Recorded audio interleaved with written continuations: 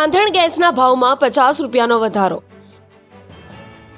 UPA સરકારમાં રાંધણ ગેસના ભાવમાં વધારો કરતા ત્યારે ભાજપ મહિલા મોરચો રોડ પર ઉતરી જતા આમ આદમી પાર્ટી દ્વારા કલેક્ટર કચેરી ખાતે વિરોધ નોંધાવ્યો। હવે રાંધણ ગેસમાં ₹50નો વધારો થયો હોવા છતાં ભાજપ મહિલા મોરચો ક્યાં ગયો એવા સવાલો ઉઠી રહ્યા છે। રાંધણ ગેસમાં ભાવ વધારો પાછો ખેંચવાના સૂત્ર સાથે આમ આદમી પાર્ટીના કાર્યકર્તા જિલ્લા કલેક્ટર ખાતે પહોંચ્યા।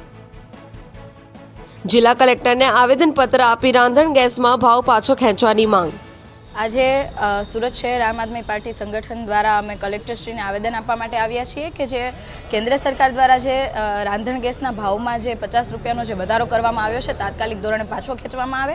આર્થિક પરિસ્થિતિ ખૂબ ખરાબ છે, મોંઘવારીની સામે લોકો લડી રહ્યા છે અને આપણને પણ ખબર છે કે આર્થિક પરિસ્થિતિ નબળી હોવાના કારણે એની સામે ના લડી શકવાના કારણે ઘણી બધી આત્મહત્યાના કિસ્સાઓ આપણે જોયા છે। તો આની સામે સરકારે સહકાર આપવાના બદલે સહયોગ આપવાના બદલે આવી રીતના ભાવ વધારો કરીને લોકોની મજાક બનાવી રહ્યા છે।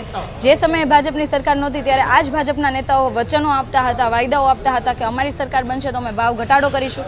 આજે ડબલ કરતાં પણ વધારે ગેસના બાટલાનો ભાવ થઈ ગયો છે તો આ ભાજપના નેતાઓ કેમ ચૂપ છે, કેમ મહિલા મોરચો ચૂપ છે?